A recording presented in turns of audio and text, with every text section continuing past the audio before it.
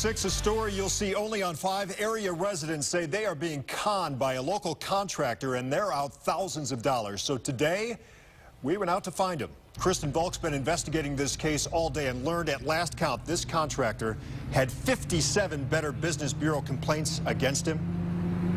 Yeah, Rob, can you believe it? 57 complaints. And get this, even the Cleveland Browns and the Cleveland Indians have sued him. So today we dug into his past and found that it appears that he starts up or manages a business, then takes people's money, then declares that business bankrupt. This is his latest venture right here in this ad.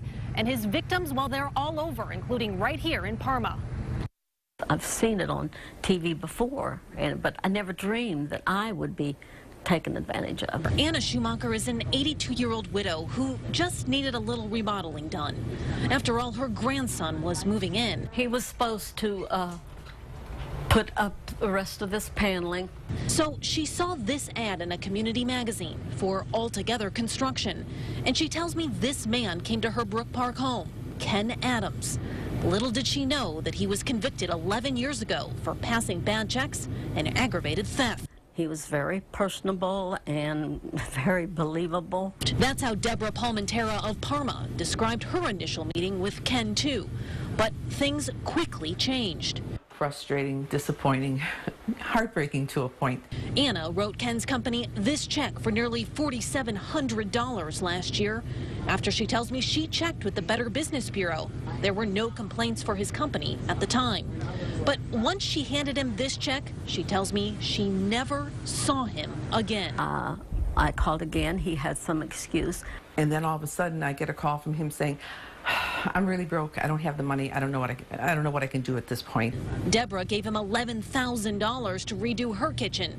She says Ken owes her $2 grand for supplies he was supposed to buy with her money, but did not. We don't do this to people. Today, we went looking for Ken.